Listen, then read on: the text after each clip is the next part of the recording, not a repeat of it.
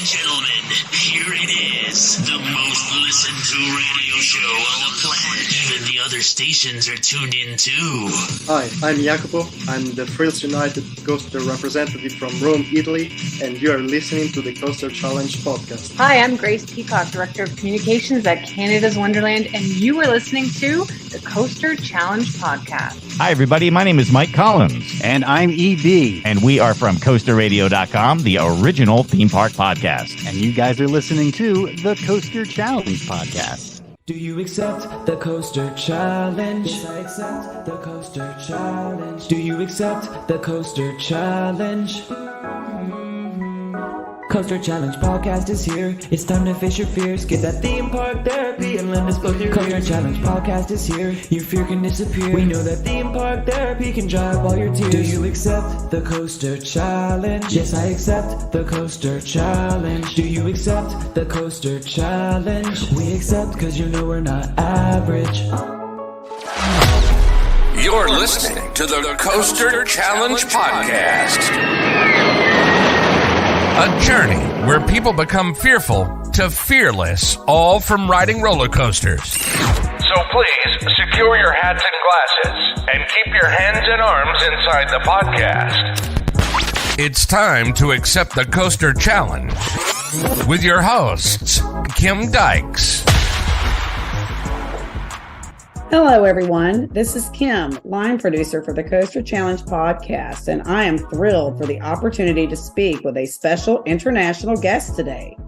I am sitting down with Paul, a coaster photographer and YouTuber from the UK who is known in the coaster community as Thrill Rides Photography. Welcome, Paul. Hello, and thanks for having me on. Well, I am super excited for you to be here. I've talked with you just a bit on social media, and I really enjoy your content, especially the video of you and your friend facing backwards on Zandra. Yeah.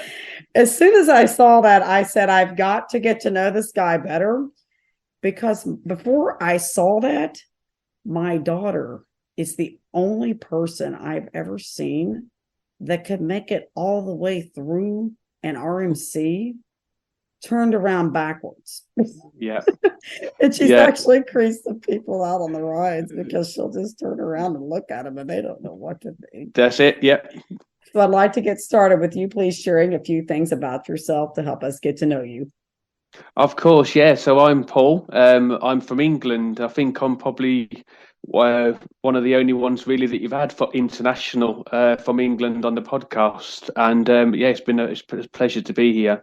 So I've got a beautiful wife. We've been together for around 8 years now, and we got married last year in Vegas. Congratulations! Thank you. So we have 3 children between us. So I've got Emma, which is 10, my son, who's Jake, who's 10, and also Holly as well, which is 8. And we're a great little family that just blend really well. And the YouTube channel that we do shows that kind of journey through our coastal community, to be fair. My nearest theme park is actually Chessington World of Adventures, which is a small kind of family park. Closest one, which is like a thrill kind of park, is Fort Park, which I think we'll go into later on. To be able to be accepted by my wife, I had to be a Disney fan, which I showed my love for Disney over the time by visiting many Disney parks. And we just enjoy adventures, we really do, and just partying. And that's the main thing, just living life now and enjoying it. Well, when I actually had a conversation with my daughter the other day, and it was interesting because my son's getting ready to graduate from high school next year. So, we're starting to look at his future plans, after high school, what he wants to do for work, where he would eventually want to live, the path it's going to take him to get there. And my daughter, she's 13. And I just asked her, if you could live anywhere, where do you want to live? And so I've actually always wanted to visit England. So if she winds up moving there, I'll tell her I know somebody. We're more than happy showing you that, showing around and then getting it onto the RMCs that's over in Europe. Not a problem. We'll get some videos done together backwards. Oh, yes. Except not me. I'll break my neck. So watch her do that. I would be in a straight jacket after that, or neck brace or something. I don't know. Yeah. Okay. So the beginning of our interviews are always basically a coaster time warp, per se. We take a little walk through time back through your history of riding coasters. And then later on, the last part of the interview, we'll kind of fast forward to today and talk about your current experiences and things you have planned for the future. Yeah. So as we enter the roller coaster time warp, with our first question, I'd like to ask you, what is the first coaster that you remember riding? So the first one was actually the same type of ride as yours, actually, was which is the Beastie. I think it's pretty close to being quite a lot of people's. And it was a little place in the West Midlands, and it was just the only coaster that I'd probably seen as a child, really. And it was just the look of the train at the time. It was a scary looking dragon type ride. And they'd positioned it really well, that they'd positioned it at the edge of a wall, and then the side of the wall dropped down into some water. So it felt a lot higher than it was at the time. Okay. And I just remember going on it and just feeling the movement of the ride as it was going round. It was just kind of, it just started from there. And then I wanted to do the back, and then kind of work out where the fastest bits of the ride were as well. And it all started from there, really. It's just a ride that I looked up recently and tried to see if it was still there, but it has gone now, unfortunately. But it's crazy how just a small ride, you can remember so much about things with that. Yeah, my first one was actually the Beastie at Kings Island. It's now... Yeah, Stock Express. For me, it was a bit different. I wouldn't say I had a love of coasters. I was really scared, largely because I was told they were scary. And I would hang on and close my eyes. Like, I don't even remember when I think the first time I actually opened my eyes was in college when I rode. Yeah. And then once I started opening my eyes, I was like, oh my goodness, what have I been missing? Yeah. I've been missing half the ride. Yeah. And I find it kind of more scary closing your eyes on some aspects as well. Yeah. Absolutely. So you're probably making it worse. Yeah. And then I remember I didn't really start letting go until my son and I started riding in 2018. It took a while for me to develop, I guess, what you call a real joy of coasters, but yet it was a challenge I wanted to continue to face. Yeah. Looking back on your coasters that you've ridden all the way back to the beginning, moving forward, what is the one that has scared you the most? So, there's two moments in my life. So just go back a little bit first of all. So the reason why I kind of got into it a little bit, we had a newspaper which is still out at the moment called The Sun, and back in about 93, 94, they used to do a thing where you could collect the tokens and then gain tickets for the theme parks. So you would send off for the tickets, and then you'd come back, and it would give you the date you'd have to go. It was all or nothing. And then the local newspapers then used to advertise their dates and used to be able to swap them with people. So, and that's how it all started. So it was Alton Towers who the free tickets were for. So we started off going. We didn't have much money as a family. We really didn't. There was four of us. We just really didn't. So these free tickets really did help. And then one day, I remember it was supposed to be a school day. And my mum just come in and said, right, we're going to go Alton Towers and with these tickets. And she drove us there. And when I kind of got there, I didn't really know too much about it because, it's just not something that we used to do. And there was a ride there, the Nemesis. Yes. So that was opened in 1994. And it was a different context of ride that we'd ever seen in the UK at that point. The inversions had not been seen before. It was under the track, your legs were down. And the queue times around then was around about 4.5 hours. And I remember waiting in the queue for that ride. Nemesis's queue line interacts with the ride. So you go through the coaster, you go around the coaster. And because it's so low down and in a dugout, it's loud as well. So you're like waiting in the queue, and all of a sudden, all you can hear it come past you, and the wind, blowing your hair. And it was scary. It was really scary. And not many people know it, but I got to the station and walked straight over and didn't even go on it. So, really? So you were that scared going through the station? 100%, because it was just the speed. You just hadn't seen that type of thing before. And I felt gutted, absolutely gutted that I'd waited all that time and I'd let myself down because it was all this time I was building myself up for it. I can do it. I can really get this done. Be really good. And then just for me to walk over, I just physically couldn't do it at that time. It took me the rest of the day, and it was pretty much towards the end of the day, we waited back in the queue line, and I managed to get on the ride. It was, and I'm so glad I did. It was a sense of pride. It was a sense of passion there. I could just, feel like I could do anything. And that was the main thing. But it was just crazy how I went from going, I just can't do this, to going, right, I'm on it, and now I'm off it. It's a sense of passion and pride. It was just crazy. And Alton Towers is actually one of the parks I've wanted to visit for a long time, and I've heard the name Nemesis many times, and it's a coaster I'm hoping one of these days, when I get to do international travel after my kids are grown, that I get to experience for myself.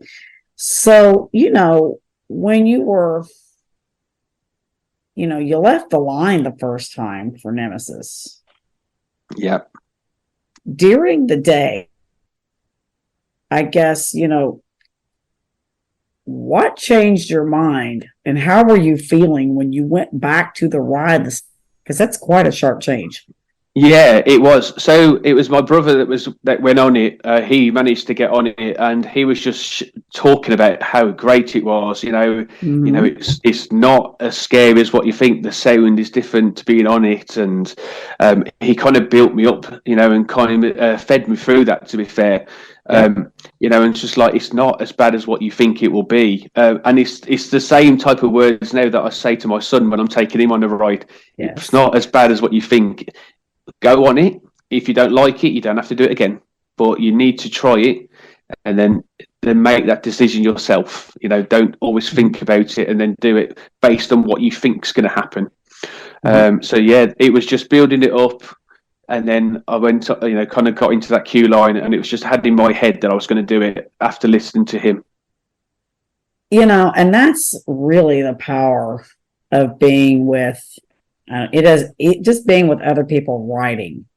And that was what really pushed my son out of the fear zone when he started going to these Coaster Kids meetups. Yeah. And, there was all of this encouragement. There wasn't anyone forcing. There's not anyone going to laugh at you or make fun of you. If you don't ride, just positive encouragement. And that helped him break through that never-ending barrier of anxiety that so many people with autism face. Yeah. And it's like you said, it was life-changing in every way. You said when you got off the coaster, you felt proud, you felt passionate. Were you able to go ride it again that day? No, because of the queue lines were so long, that was pretty much 8 hours of the day gone. Okay. Oh my goodness. So yeah, it was just to ride it, but yeah, I managed to get on it on opening year. That was something I was quite proud of. Absolutely. And there's nothing like that feeling of, I did it. Yeah. Now, one, we always want to go do it again if we can. Yeah. And then two, what's next? Yeah, exactly. Yeah, exactly. But the second one for me that scared me the most is I was actually on a single trip into America and doing Intimidator 305 because it was the tallest thing I'd seen at that point, and I knew that people blacked out on it. It was a little bit worrying in terms of what would happen if I black out and I don't come back round. And so I kind of built up the courage. I've got to do it. I'm here. I've spent all this money to get here. I've spent, to come to the park. And then when you kind of think about the best places to sit on a coaster to try and stop you from blacking out, you'd think towards the front of the coaster, wouldn't you? No, not me. I got into the station and turned left, straight to the very back. Straight to the back. Yep. I don't even know why I would do it, but I did. And yeah, it did exactly what it does to many other people. It completely blacked me out, and you only then come back through when you start going to the airtime hill. And I just remember coming off the coaster, and I just remember kind of messaging home and saying, "I've just blacked out on the coaster, but I'm good." And I'm one of those weirdos with that coaster. And I mean, that is, I think, as far as intensity, I've not really, I can't say I've ridden anything more intense. And I'm dumb enough. I'm one of these people. It's like the challenge. Bring it on. How many times can I ride this? And I've developed a strong liking of the back. Intimidator 305. The last time we went, I got it was 32 rides. Wow. It was nuts. I've been to the park before. And it was like 17 in the morning. Then I went and had lunch. The park was dead. I went and did like 14 rides over in Twisted Timbers. Then I went back to Intimidator 305. And they cut it down to one train. So that slowed me down a little bit. Yeah. But I got like 15 more rides. But I can say, I get what you're saying about that airtime hill. Because I figured it out. It doesn't put me into a full-blown blackout. Gives me really hard gray out. And I just focus on that airtime hill and blink my eyes. Because I know as soon as I hit the airtime hill, it's like a switch flips. Boom. You're back. Yeah. You're back every single time. Yeah. And for me, I feel challenged learning how to ride a coaster and how to enjoy the coaster. Because the first visit I went, I rode it. Can't say that I loved it. So, it took me some time to work with, see, what I could do to make the experience better. And I enjoy it, but it's definitely not one that is for everybody. I will say that. I do agree. Yeah, I do agree. It's a select few, and I think that's probably why there's not many more built of them ones. Yeah. My daughter doesn't, she's not a fan of it. She blacks out. And I mean, she'll ride it like a couple times, and then she's like, "Ma, I can't do this anymore." No. So, yeah. And so her and my son are old enough. If they want to go do something else for a while, I will send them on their way. He'll marathon with me more than she will. And if they don't want to do it, go off on my own if nobody else is around and have fun while I'm there. Yeah. So you talked about how you felt, the sense of pride, passion, I can do anything, feelings that you had when you got off of these coasters that you were deathly afraid of. Looking, over the years into multiple areas of your life, would you say that those rides had an impact on you? I think so. I think it makes you stronger, makes you realise that you can do a lot more than what you think. Especially when you get to the big 300 foot coast, especially the first time you've seen them as well, and you kind of go on them, and you come off and you just go, I just did that and I did it really well, and that's the main thing for me is when you get on these coasters that you don't know what you're going to, especially the first time going on them, what you're going to feel, and the experiences, and coming off there and enjoying it, it is a sense of pride and passion, definitely. And Nemesis was probably I'd say that one that started that enthusiasm, really. Because from that point on, it was like, what's the next one? What's the next thing? And like 94 was the year for us in the UK where we had a slightly coaster wall. We had the big one, Blackpool open up. We had Shockwave at Drayton Manor open up, and Nemesis. So it was like, right, I need to get to all three of them. I need to quickly go and do them because, it was building up. What's the next one to go? And I'll tell you, I could not agree with you more as far as how it just affects your life without you realizing it's affecting your life until it happens. I shared my story of my weight loss with you, and how in the world was I able to do that? And I look back on it and I'm like, it's your mind.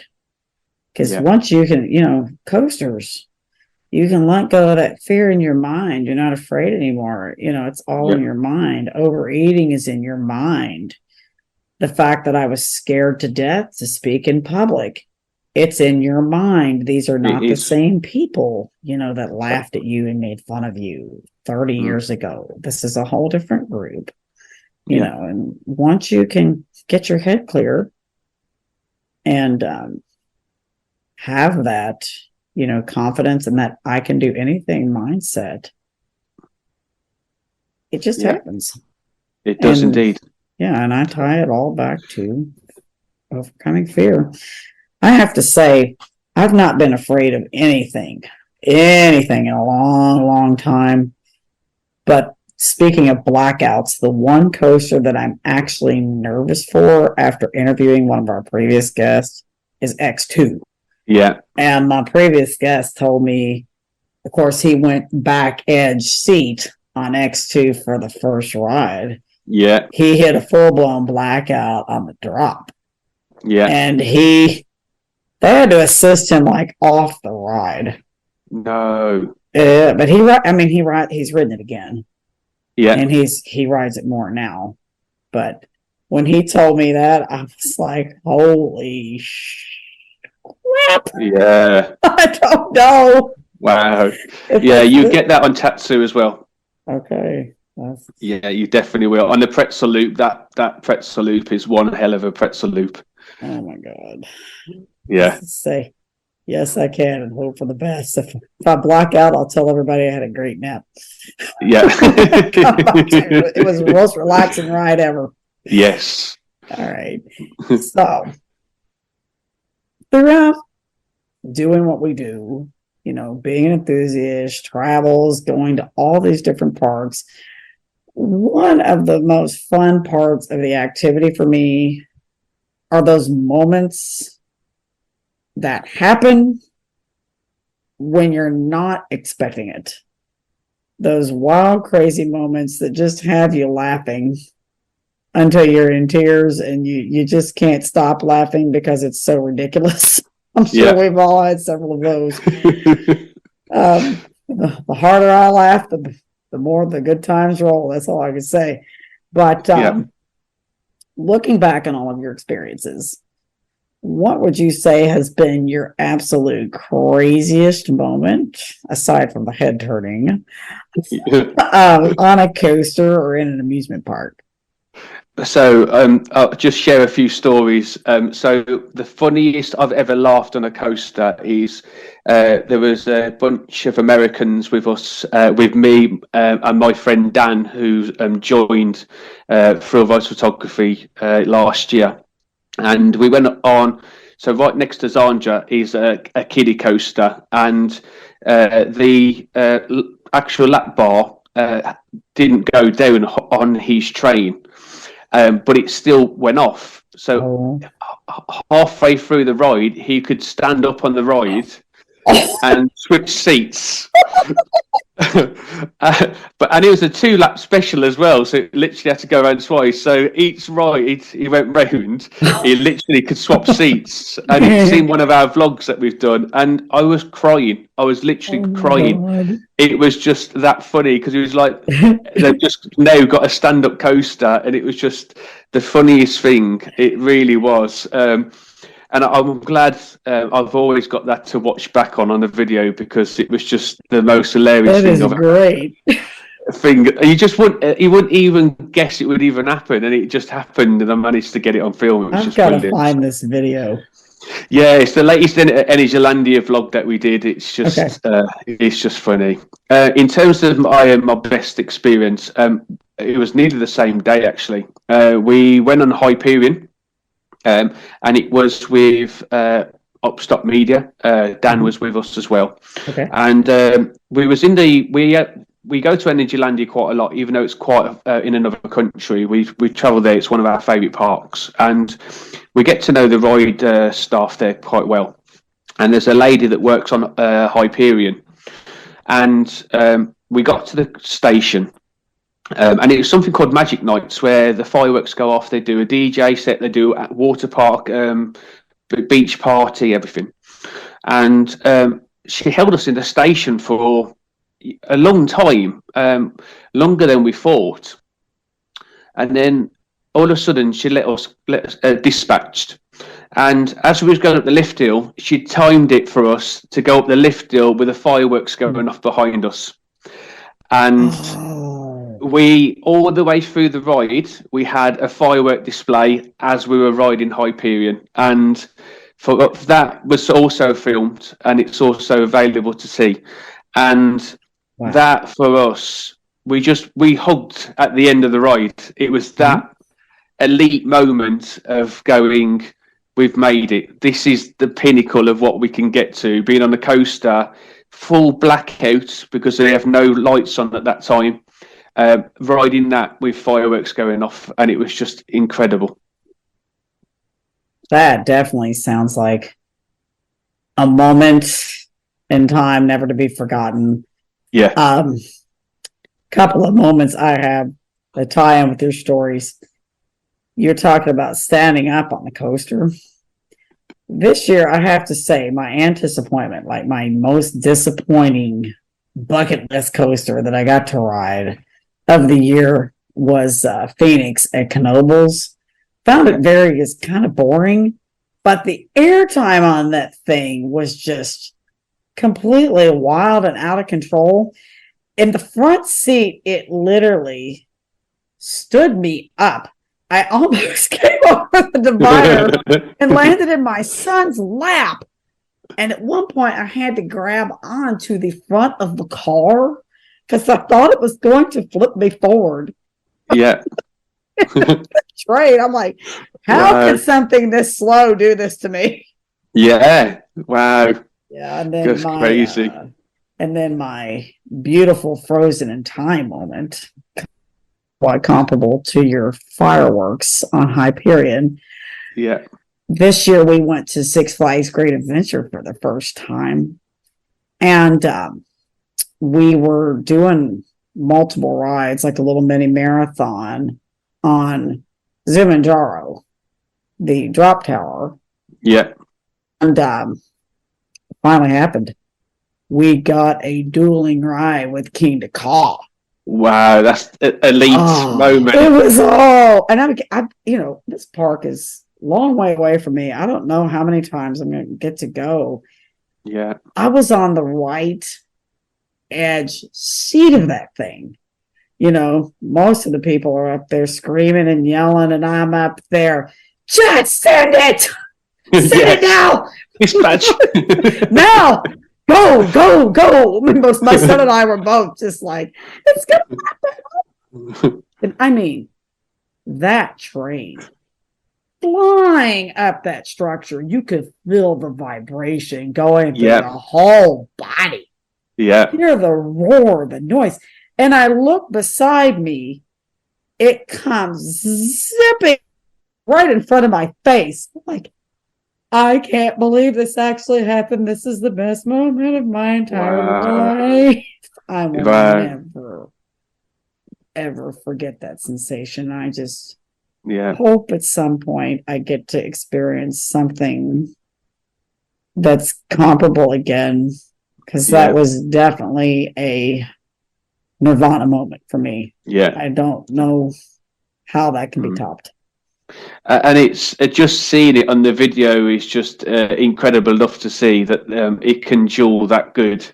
To experience it as well. And I know what you mean. So when I went on kindergarten, there's a really strong roar and rattle, isn't there? Yes. And to feel that 400 feet up in the air just as you're about to drop on the drop tower, that must make it quite a bit of a strange sensation. Oh yeah, I've never experienced anything like that in my entire life, and don't know that I ever will again. I can only hope it happens at some point.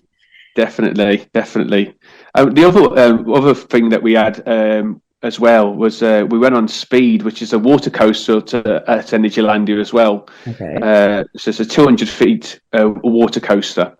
And, so is this like a flume ride, or is it like a put on your swim clothes, like a water coaster you run on a tube or something? No, it's a proper water coaster. So it is literally it's like a log flume, but it's actually on a track. Oh, okay. And it's got the lift hill. So it's not a lift hill, it's literally a lifter to lift the boats up. Okay. It's a 200-foot coaster. It's a really, really good ride. But the great thing is with it, every time you go on, it's a different experience. So Dan's great idea, again, trying to look for the next best thing in terms of videos, is we need to get the biggest people we can to be on with us to see how much of a splash we can get. Big of a splash, yeah. So we when the Americans were over with us, because we met them over there, we got all the big people in our group to sit on one side of the boat, and then the lighter people on the other side, thinking they would say to us, no, you need to even it out, because it would, it's not going to be good in terms of like the leveling. And they just dispatched us. And as soon as we got at the station, the side literally went under the water and we were sinking. And then to top it all off, there was then, I'm not going to say which side it started from. I'm not going to say it was England or if it was America, started off a water fight as we were going down with the trough. And we were more soaked before we even got to the lift hill than we were getting, pretty much a normal ride would be. That's how crazy it got. So, and then going up the lift hill, we just started singing a bit of Backstreet Boys. And we could hear people down the bottom of the actual ride singing it with us. Sure, why not? So, and then it timed it perfectly to just go down the drop. But when we hit the water at the end, we came off absolutely soaked.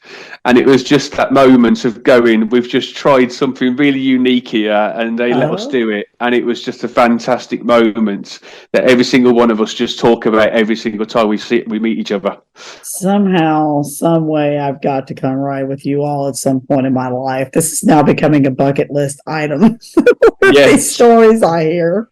Yes, we try and do different things. We just try and find the next best thing to do, whether it be pretending to fall asleep on a coaster, and just letting yourself go floppy and little things like that. We always try and do different things just to make them a bit more fun, and that's where the backwards ride on Zanja came. Really, it was what can we do next? What's the next thing we can do? And I think we're up to nearly 10 million views on that video now. It's getting up to, and it's still going strong.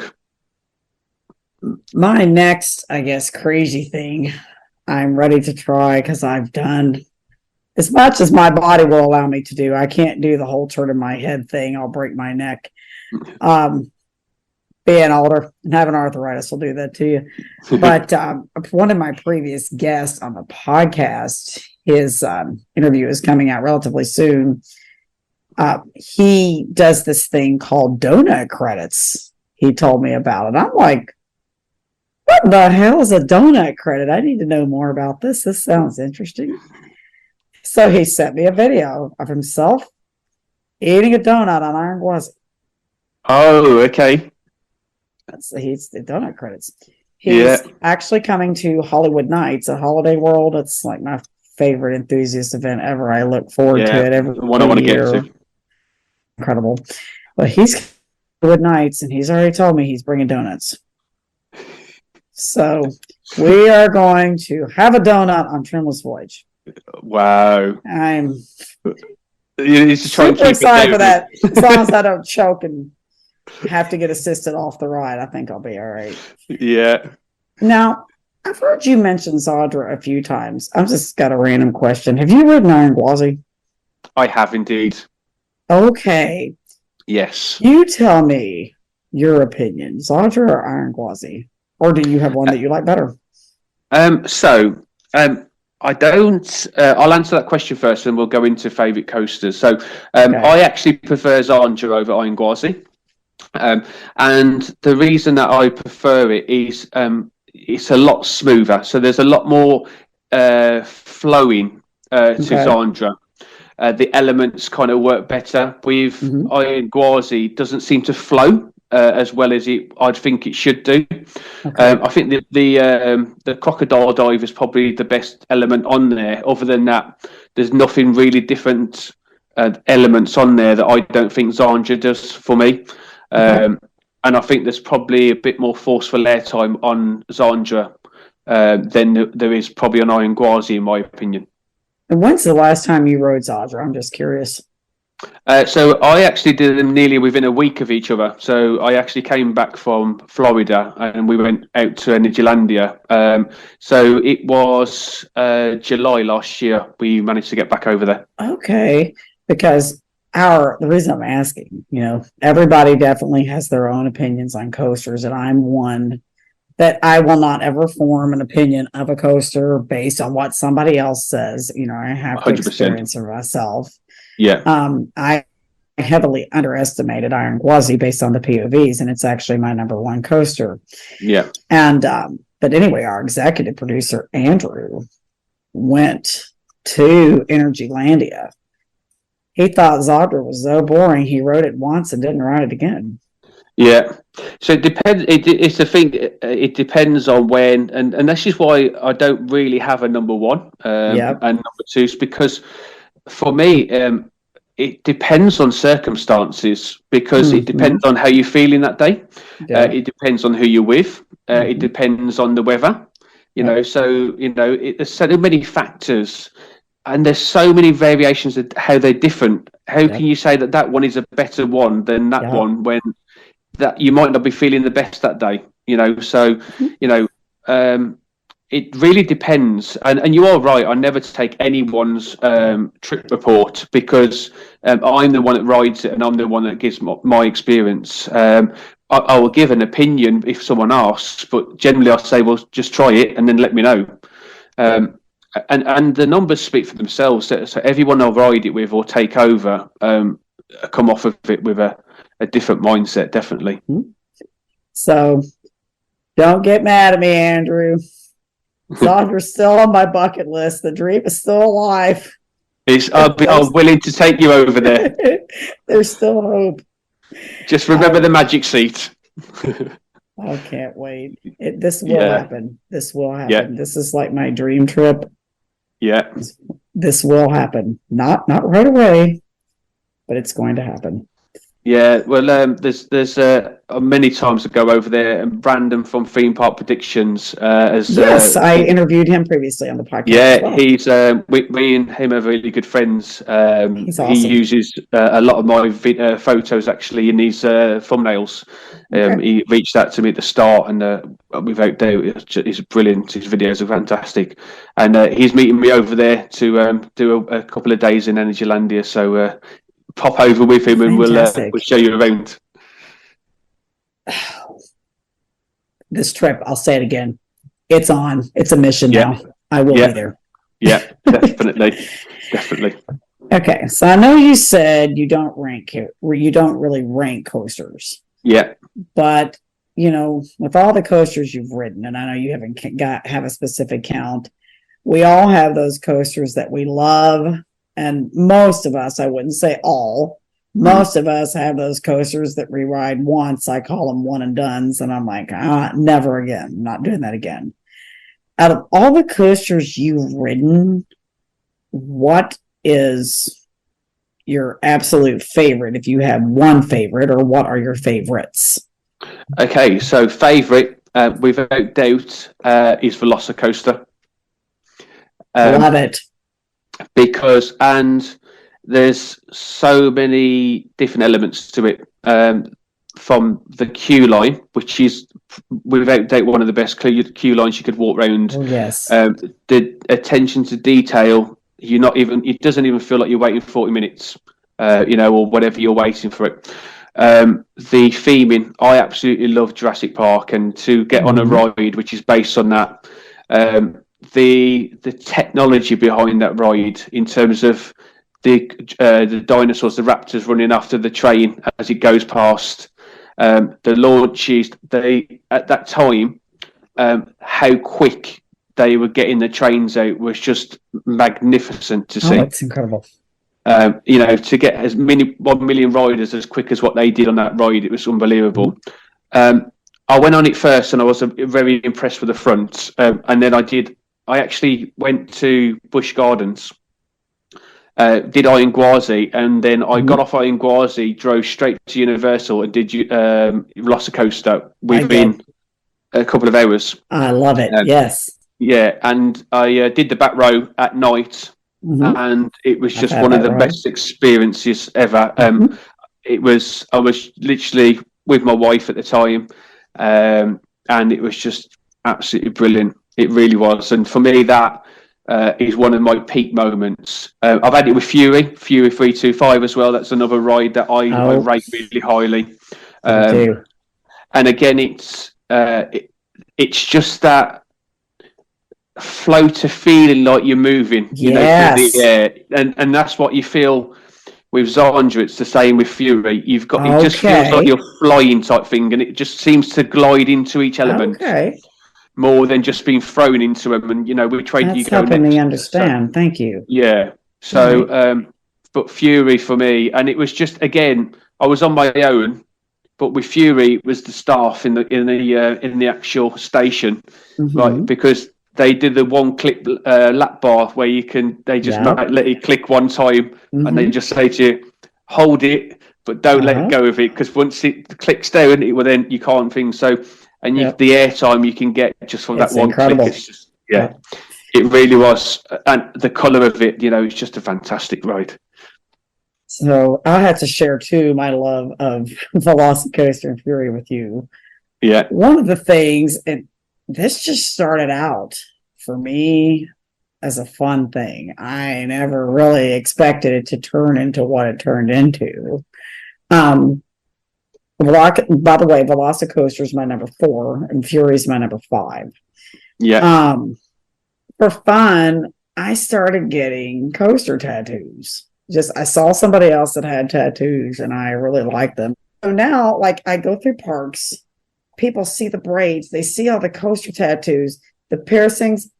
I have got people that recognize me from literally everywhere. Yeah. I've never met in my entire life. Yeah. And they want to get pictures taken with me. They want to talk to me.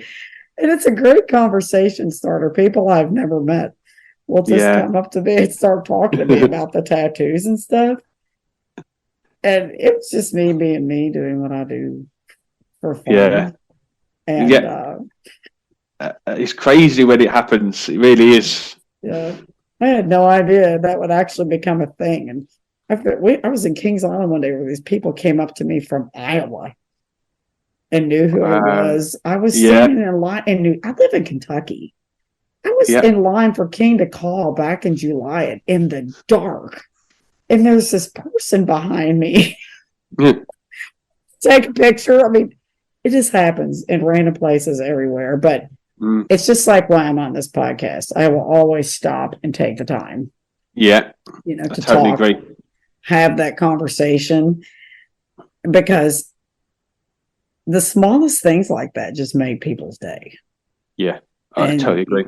You really don't realize what an impact even a small interaction on my end, has on those people. So I'm really happy to do it. Yeah, I totally agree. I see it quite a lot. So I'm very good friends with a guy called Sean who does Theme Park Worldwide, and Okay. when I spend time with him, the amount of people that come up to him, and it really makes their day. It really does, and you can see how much it means to them. You can see the nervousness when the people are coming, trying to come to talk to you and stuff like that as well. I get it. I got it weirdly. I actually get it more in America and Europe than I do over here. My follower base is more actually American based than it is English based, actually. So when I've done a number of road trips across America, I've probably never been to a park where I've not been recognised, and that's probably for me the biggest thing. It was like, wow, this is weird. This is very strange. Yeah. People just go, right, I want to take you on this. I want to ride this with you. I want to sit with you, and this kind of stuff. It's very strange, but great in a way as well. Yeah, very, very humbling for sure. Especially 100%. Like when, and I mean, I remember there was one person that actually talked to me, and they're like, well, we saw you at Holiday World, but we were afraid to talk to you. Yeah. Like, don't be afraid to talk to me. No, exactly. Just comment. I'm more than happy to talk to people. Yeah, definitely. And it's interesting because every time I think I've met as many people as I'm going to meet, I've made as many friends as I'm going to make. The circle grows again. Like, oh yes, there's more, and I'm just super excited to be a part of this community, and I look forward to everything that the future holds. Yeah, it's always updating. That's the thing with enthusiasts. It's the circle continues. The new people come in and want to share their experiences and that as well. So, but yeah, it's always changing, and that's what's good. So, we talked about your favorite coasters. You love Velocicoaster and Fury. For me, I have a few of those one and done coasters. Do you have just one that is your least favorite, or are there more than one? So this is where I think I'm going to split opinions quite a bit. So my one and done, and I would never go on it again, is X2. Oh, yeah. Tell me more. So I have never gone on a coaster, and when I was waiting in the queue line, it was actually a British couple which was on the ride, and they come off and they looked at us and went, "That was brutal," and we were like, "Right, okay, it's not that bad, surely." Yeah. And it's the only ride where I would have been quite happy getting off halfway through. And to the point, my girlfriend, now my wife at the time, I could see her crying because it was that brutal. And I would never want to go through that again in terms of the actual pain it put me through. That kind of ruined the rest of the day because of having kind of such a headache because of that. Wow. So. Now, I have been told that it must have been where we were sat, so we were sat towards the back, and I was on the outside seats, which probably didn't help a lot. Back outside, I've heard, is by far the most intense. And I wouldn't want to go through that again, not at all. So that would be my one and done. Okay, so I've heard about X2 blacking people out. Yeah. What was painful about it? Was it headbanging? I mean, what was so brutal? So headbanging. The restraints really don't help that coaster at all. They're a very strange restraint that feels like you're being kind of crushed in, really. But it was just literally just headbanging. It does not stop all the way around. The first drop is an amazing experience, but after that, I'd been more than happy to stop the ride and get off. It was that brutal. And when I look over and I see my partner in pain, it's not a fun ride when you have to go through that. I'm going to ask a question too, because head banging for me, I'm only 5'3", is a major issue, on a lot of these coasters with over the shoulder restraints, like the old, Aero Loopers and stuff. How tall are you? So I'm about 5'11". My partner's around about 5'4". And it was still beating your head. Yeah. So your head was still down inside the restraint. Yeah. Yeah. Okay. It was just, and literally I had to come off and go, I need time out. And for a part where you've got to try and do coaster to try and get all the 19 in, I would never go on it again. And I've vouched that. I was close to going back recently, and I was like, "This one ride I'm going to completely miss." Wow, that does not get me any more excited. And that's when you said earlier on about going on it. It's just I won't sit towards the back because you're the second person that's told me this. Yeah. I go towards the front. I think I'll go on the inside. Inside seat, without doubt. Inside towards the front. Start with that, and then go from there, or maybe not. Yeah, there's a ride at Blackpool Pleasure Beach called Grand National as well, and that's another brutal one as well. That is it's a 19. Which one is that again? The Grand National at Pleasure Beach, which is. It's about a 1920 coaster, so it's a very old coaster. And where is Pleasure Beach at? Blackpool, in the UK. Okay. And because it's a listed coaster, they can't really do anything with it. There was talk some time ago about RMC in it, but they just can't do it because it's a listed actual ride. And that's another one as well, which is just every time it's just painful. You can feel your back. The shots up your back as you're going round it. It's just not pleasant in the slightest. Yeah, anything that induces constant pain. Yeah, I'm done. I'm done. Yeah, if there's a bit of enjoyment and a bit, I don't mind it. I don't mind a bit of pain. When you go on Hyperion, there's a little rattle, but it's actually quite a funny rattle because it only happens halfway through the ride. But then it's actually still a fantastic ride. Yeah, I didn't mind the rattle on King to Call. I know a lot of people complain about it. Yeah. For me, it just made the ride more invigorated. Yeah. I liked towards it. the back. Yeah. I rode in the back several times. And I had a bunch of people warn me, don't ride in the back. Once I got in the back, I liked it. Yeah. I didn't mind it, but it wasn't painful. No. And I am prone to headaches. Yeah. It didn't give me a headache. And people complain about those over the shoulder restraints. Well, they're really thin and they come out from the body. I was able to let go and just keep my hands up and push my head forward some. Yeah. So I didn't have any problem with that on that particular ride. Yeah. I'm just wondering on X2 if there is any trick to preventing that. Because I know with some of the B&M inverts with the over-the-shoulder restraints, I have to hold on and keep my head all the way back. Yeah. And that'll keep it from beating around. But I don't know with X2 if there's a way to prevent that or not. If there's a trick, I'd love to know. But yeah, it was the trick that I never knew. And I've watched quite a few videos on it beforehand as well. It's a magnificent looking coaster. Don't get me wrong, and it's amazing how it works. The engineering behind it back then when it was built. But yeah, it's not for me. Definitely not. Okay. All right. So now we are going to exit the coaster time warp, and we're going to fast forward a bit.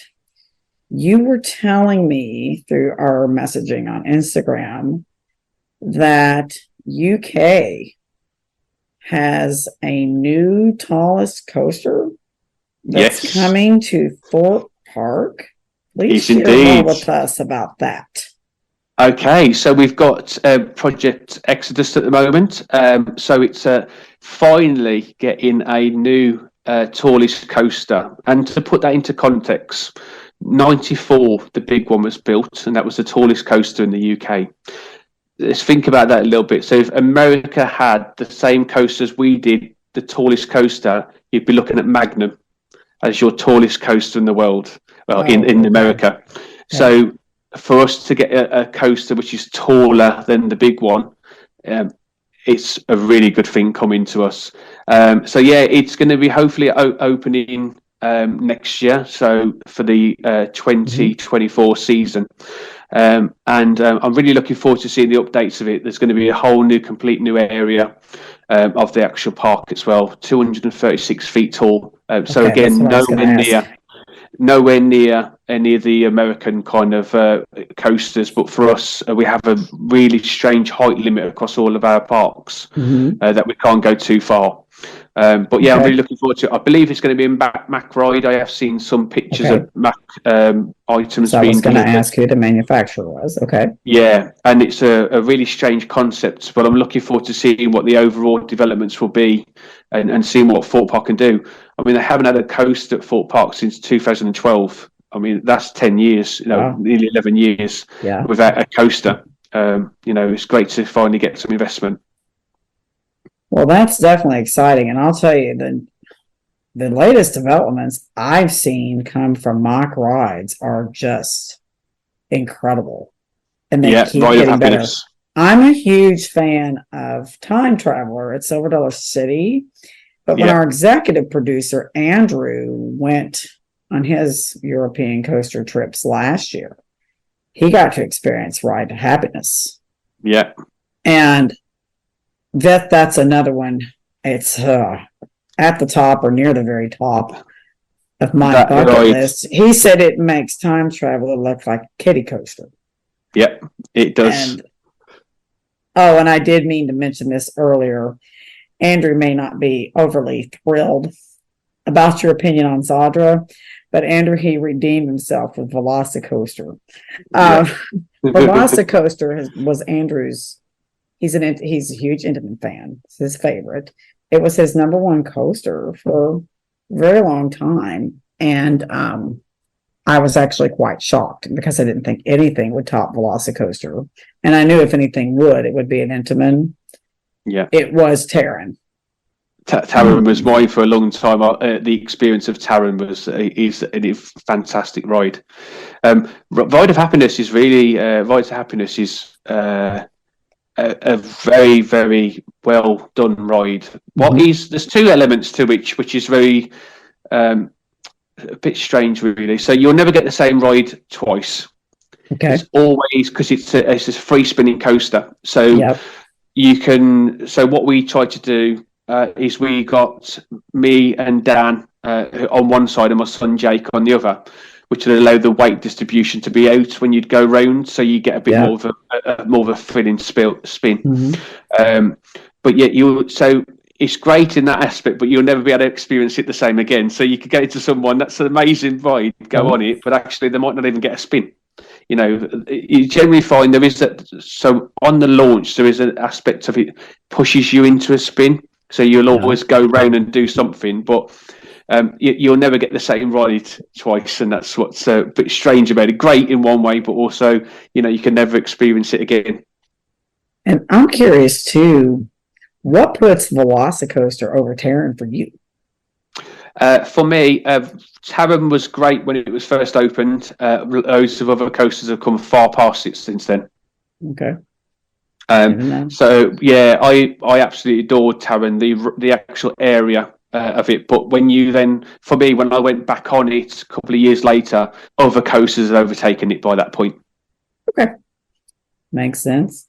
Definitely to each their own. I've heard mixed reviews, so I'm definitely interested to see how that pans out once I get to experience it for myself. Yeah. Now, in our conversations, I find this one highly interesting because you live in the UK, but yet you were telling me that you have a connection with Cedar Point in Sandusky, Ohio. Will you please tell our audience more about that special connection with Cedar Point? Yeah, so the connection was for me and my friend Dan.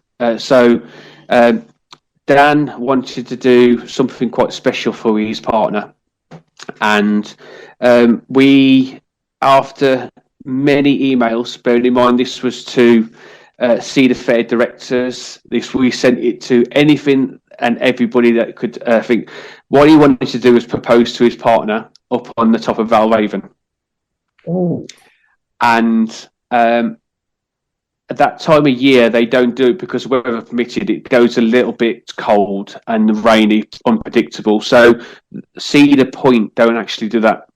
And after multiple emails and many social media posts, we managed to do an exclusive tour for him to be able to go up there and be able to propose to his future wife on the top of Valraven.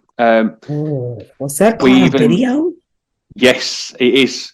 It's all caught on video. And it was also, when she was up the top there, I also produced and made a video for him to show about the journey of their life together as well. And they showed that before we went down on one knee. That is absolutely incredible. Wow. Yeah, and it was from Cedar Point, we felt wasn't really wanted to help and support us, to them allowing us to do everything. So they even did the Sunshine Tour. They actually went into the coaster sheds when they were operating them to kind of, they did the whole package for them, just for them to only to make the day more special. And it was fantastic to see. What year was this? This was last year. Just last year? Yeah, last year. Oh, my goodness. Yeah. So is that on the YouTube channel? So it's a separate thing that Dan did, and we will put it on the channel soon. Okay, that's something I would definitely love to see. Yeah, it was a fantastic experience for them, and it was great to be a part of. Now, I know you are definitely a multi-talented individual. You are a YouTuber with some of the most awesome videos I've ever seen. And but you're also a very talented photographer. Yeah. Tell me more about your specifically with coaster photography. What inspired you to get started? So it was really strange. So I picked up a camera through just a friend, really, and I loved going to theme parks, and I see coasters as art. I think some of the detailing that goes into these structures, the theming that goes into these structures, are art. I really do. Velocicoaster is a great example of that. There's so many rides out there that are absolutely fantastic works of art, and at the time, I didn't see anybody taking these pictures and showing them off in the detail that they deserved. You would have the standard pictures of what you would normally see, but the actual detailing of the mechanisms, the kind of structure and that as well, I just didn't see people doing it. So I just literally started taking pictures. I thought, well, I might as well combine my two loves, theme parks, and there's nothing better than having a camera. And you could go to a park and I could not go on a ride the whole day and take pictures, and I'd still come out the happiest man ever. Because if you get the right picture, it's the best feeling in the world. So, yeah, and I just literally just went from there. And then someone just said, you should put them on Instagram. And reluctantly, first of all, I was like, no, I'm fine, because it was like a little bit of confidence in terms of, what could people say? And then it went from there. It just snowballed. And you've literally exploded on Instagram. How many followers are you up to now? So it's 104,000 we're up to. And it literally, there was one photo that changed everything for me. And it was when I was at Portaventura, we did a photo of me pretending to swallow the train of Shambhala. Oh. And it was my first 1,000 liked photo, and from that point, then it just went up from there. And just I know this is off the list of questions we had, but it's just a thought that I had. How did this lead into YouTubing? So the YouTubing is actually something totally different. So if you ever look at any of my social medias, I generally don't really promote my YouTube channel. So my YouTube channel is now really down to history. I can look back at it and go, this is what I've done over my time. All right. And if you look back at the really start ones, my son Jake was 3. And literally, someone doesn't really go on coasters, and I've got him then going through his journey and our journey together. And what I love about both taking photos and doing the vlogs is it brings back the emotional memories of being there without being there. So I can pull up any of my photos, and I have a weird, when people watch me, I've got all my photos on my phone, and I scroll through them, and I can tell you where each one is within seconds in the album, because I can do it by my journey through the theme park, my theme park trips. And it's the same for when I'm editing my vlogs. Like, for instance, some of them was done last year. You miss some of the memories and stuff that you had, and the fun and the jokes and that as well. And that's why I do it. So my YouTube is really for me, and looking back and reliving that the highlight reel. I get that totally. It's been a few years ago. You were talking about art. I don't know if you know this. I'm actually an elementary art teacher. Okay. In Louisville, Kentucky. And, you know, working, I've been teaching for 24 years, 19 in the same school. Working with, you know, inner city urban kids provides a lot of challenges that, you know, everybody's not equipped to handle. And it's definitely been a wonderful learning experience for me over the past, you know, 19 years where I am, that I've been, you know, an honor and a privilege to be a part of and help turn our school around from a school that no one really wanted to attend to a school that has a waiting list. Anyway, a few years ago, I had this child who's now, well, it's been, okay, he's in 4th grade now. So it was when he was 1st grade, having one of the most extreme meltdowns I've experienced. I mean, was responding to nothing. Could not get him to, you know, de-escalate, talk to me. He was turning violent. So I did call the school security monitor. And while I was standing there trying to keep him safe and other kids from getting harmed, I literally pulled up a video from one of my coaster trips. I had him on one side, just stood there, and I just watched it, because I'm like, okay, you're not going to lose your job today. Let's remember this. You're not going to lose your job. You're going to stay calm, because, you know, when kids are in crisis like that, it doesn't have anything to do with you. It has to do mainly with trauma they've experienced, you know, and learning how to help them process that. But in that moment, I felt like I was absolutely going to snap and say or do something I shouldn't. So yeah, I pulled up a video I made of Fury that day. Fury, even though it's my number 5 coaster, it's like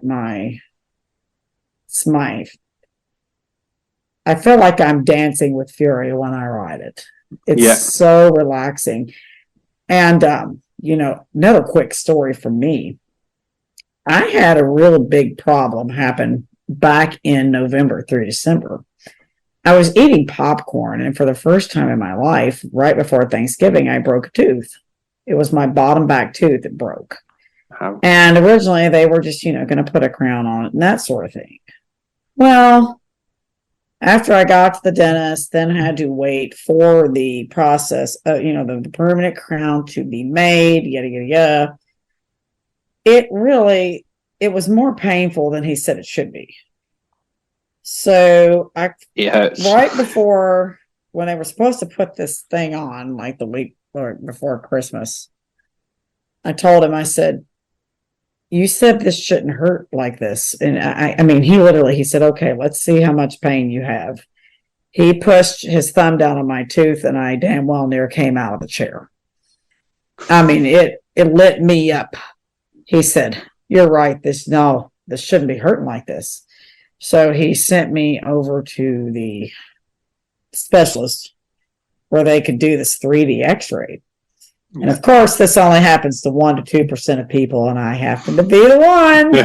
Of course. I had what was called resorption happening, where my body was literally eating the inside of the tooth and burying infection in my could get in the bloodstream, could become quite dangerous, and you don't really know it's happening until the shit hits the fan, you know, and you're in ICU or whatever. So they said, this tooth, you got to get this out. This has to come out. So long story short, that day I went back across town. The dentist removed the tooth. And I thought, okay, you know, this is all going to get better.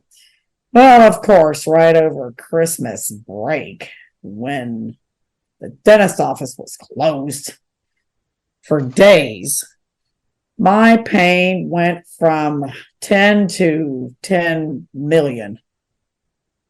It was, oh my God, all day, every day, all the way across the whole left half of my face. Oh, it would spasm and shoot up into my head. I would wake up out of my sleep and just have to sit for like 45 minutes with an ice packet on my face. Like, if somebody cannot get me out of this misery, take me out in the street and shoot me now. I can't keep living like this. It was just all day, every day, trying to ignore the pain and distract myself. Well, you know, they put me on an antibiotic to get rid of the infection. Well, on top of that, I developed a dry socket. So I got double whammy. It was dry socket with basically all that infection from the inside was, all hell was breaking loose once the tooth came out. So I had a coaster trip planned. I'm a teacher. I was off school for 2 weeks. I decided, and this was a very impromptu decision. I usually plan my trips out well in advance. I'm like, we're in our off season here where I live. Everything's closed down for the season till April.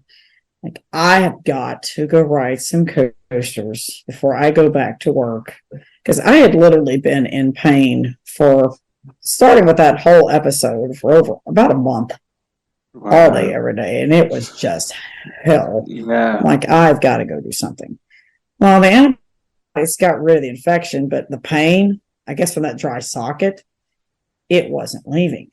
I'm like, one way or another, I am taking this trip. I don't care how bad it hurts. I'm taking the trip. And we did this crazy trip. I drove 1,500 miles in 3.5 days. We went down to Carowinds, then went to Williamsburg and Kings Dominion the next day. And we just had very specific coasters we wanted to ride because there was a limited number of rides open. We've been to the parks before. And the main agenda of the trip was Fury, Twisted Timbers and Kings Dominion and Pantheon at Busch Gardens, Williamsburg. Well, I'm not shitting you on this. I had 10 rides on Fury. It was December 29th. That night, after those rides on Fury, all the pain was gone. Wow. It didn't come back. I told people, I said, this is like the healing power of the sting. Yes. I mean, how else to explain it? Yeah. The pain I had been in for a month is gone. Just gone. Yeah. And it didn't return. Yeah. It's amazing how we can continue the trip even if we are in pain just to get back on a coaster. Yeah, just curious, the cure for all things. I'm now committed. I have to get back down there at least once a year just to do a Fury marathon, ride as many times as I can, because that thing is good for my soul. It really is. It's just fantastic. Yeah. So back to photography. What accomplishments do you have as a photographer? So I think, well, the main one is obviously the follower base. It still confuses me daily that I have that many people that just want to look at what I do. and I never take that for granted. I really don't. I think the getting the 1,000 likes was the one of the first ones for me. I would never in my wildest dreams think I would ever get anywhere near that, and to get that, I started an official 1,000 like club, which all my photos went into like a little bracket, and then I would then do a poll of which one that people thought were the best at the time. And parks using them as well. The amount of parks that I take some photos while I'm there, and they use them photos, and just seeing them in the parks and stuff as well. That's the accomplishment. It really is. It makes it all worthwhile of carrying that camera bag, which is very heavy, around with you job in itself. And I think people. Think it comes really easy. It doesn't. It's there's a lot of time, effort, money that goes into these photos and the videos that we do. And to be acknowledged by people as being one of the best out there, for me is definitely keeps me going. Now, with the following that you have, I'm sure this isn't the first time you've heard the next question I'm going to ask, or the last time you'll hear it. Is your work available to be purchased, and if so, where? So it's actually not. Through the pandemic, one of my commitments to everybody, and it still is available now, is all my work is available for free. Oh, nice. The reason is for that. Through the pandemic, a lot of people got into a really bad state. Just changing your mobile phone screenshot, screen saver, a picture on the wall can make a world of difference to someone. And I didn't think it was right to charge people to try and get their mindsets back on track by doing that.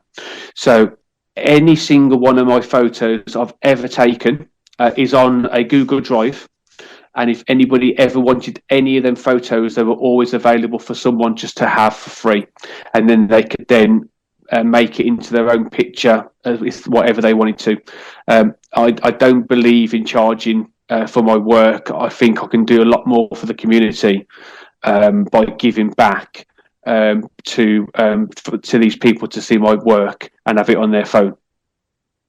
I have asked this question to several people over the number of interviews I've done, and that is the first time I've heard that response. And I almost at a loss for words. I mean, your mission is so spot on with what we're trying to do here with this podcast. And just help people. And I see a lot of people and interact with a lot of people that are helping people. But I mean, just taking it to the next level. And wow, thank you so much for doing that, because I'm sure that has, again, had far more of an impact on far more people than you could begin to imagine. So keep on doing what you're doing, because the world and the community need more people. I totally agree. And it's even now people come up to me and show me that on their phones the my work as their screensavers, and it touches a lot of people. And like I said, just being able just to change a photo or a picture on someone's wall in their house or in the room that they may have been stuck in makes a big deal. It really does. So from that point, I committed that I would never charge for what I do. It would literally be available. And for instance, if your favorite park is Universal, I have a folder full of all my Universal photos, so you could work your way through them and go, I'll have that one or that one. And it's just a link that I send through, and you can have access to them all. And that's what we did with Brandon, Theme Park Predictions. He asked, and he's got my full catalogue of nearly 50,000 photos to his to literally just use whenever he wants to.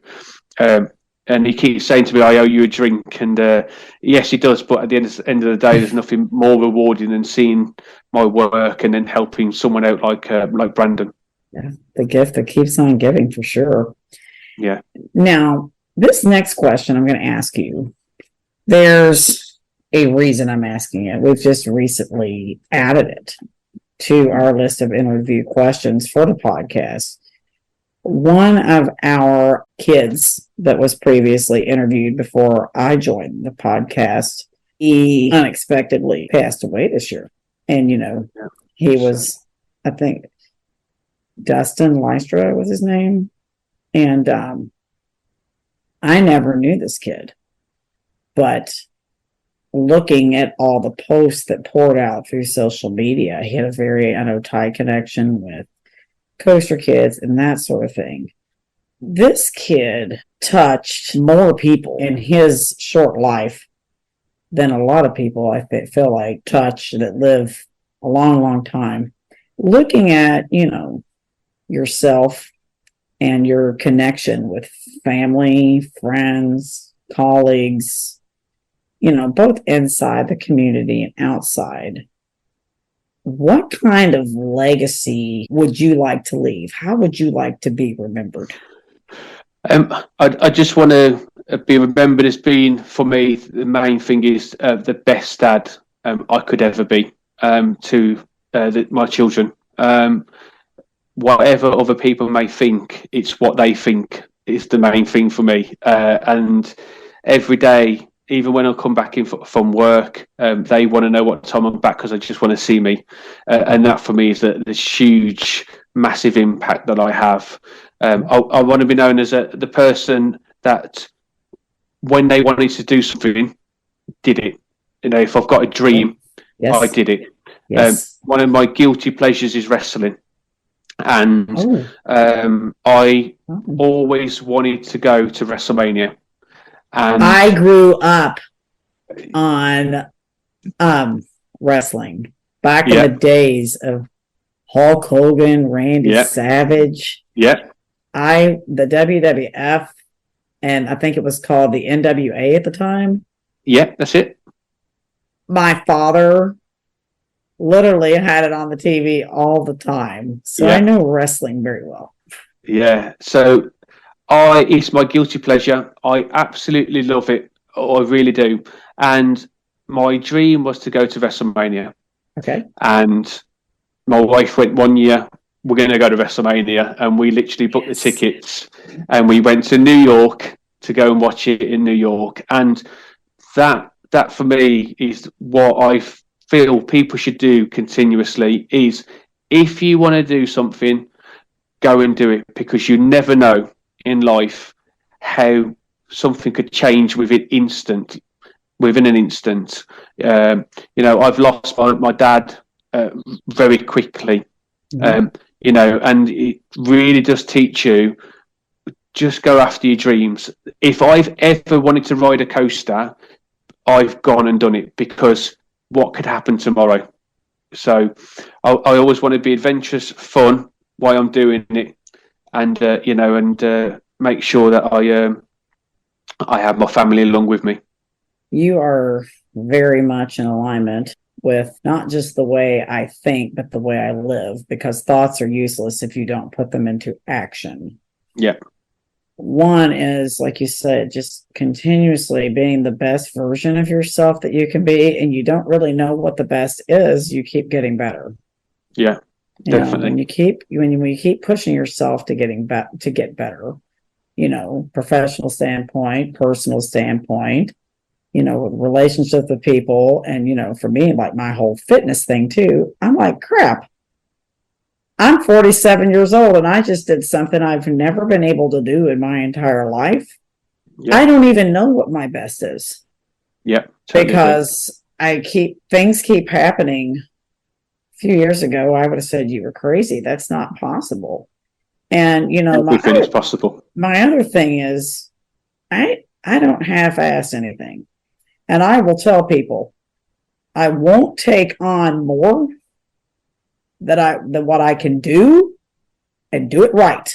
Do it, and do it with passion. Give it all you've got, or don't do it at all. Yeah. I am that person. Yes, I am very much that person. Yeah. And there are times, I've had to learn the word no, because if you spread yourself too thin, then you're really not able to do anything and do it right, because you've got your attention diverted too many different directions. So I agree. I've had many opportunities to progress myself in many ways over the years, and I've turned them down a number of times because I don't want to get to that point and fail. I'd rather be the best at where I am in that kind of area, and and that's for me is the most important thing: being comfortable and being the best in that area. Yes, 100%. And we are actually getting ready to launch a whole other component of Coaster Challenge that I'm going to be actually the person that's running the show. We're going to be expanding to the Coaster Challenge Network, not just from a podcast, but, one of the things we talked about when we were discussing this is I've got a nice, long list of interviews that I'm going to complete first before I begin this next component, so I can fully give my attention to that. Yep. And, make it as successful, hopefully more successful even, than the podcasting has been as well. And I still intend to continue podcasting, but I need to get this next chapter up and off the ground and running. And then from there, I'll figure out how to balance the two out. Because I want to keep it fun. I don't want to ever get it to the point, where it's stressful. Because then once it's stressful, I'm not going to do my best work. Correct. Yeah. And so our final question, and this is totally for our audience. I know where to find you and contact you if need be.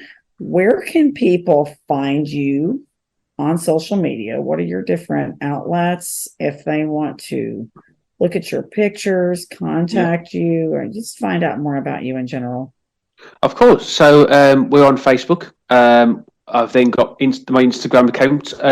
I actually had 2 Instagram accounts, but I've dropped one, and I'm literally just sticking to the one Instagram account now, and that's Thrill Rides Photography, and that's where pretty much everything goes on there. When we go on trips as well, we try and put loads of content on there as well. My YouTube channel, which is also Thrill Rides Photography, and I'm on Twitter under TRP Photography as well. And Twitter is, I think, a platform which is growing hugely, and trying to get on board with that a lot more.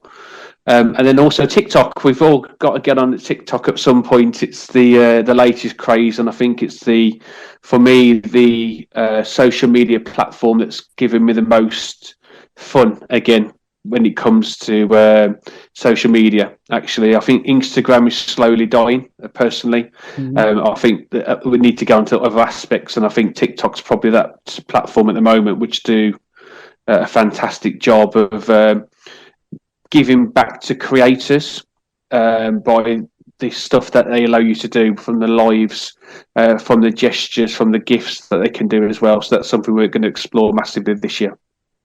All right. Well, that might just be the kick in the rear end I need to finally get out of the Stone Ages and get on TikTok. I haven't joined that platform yet, but I've heard a lot of good things about it.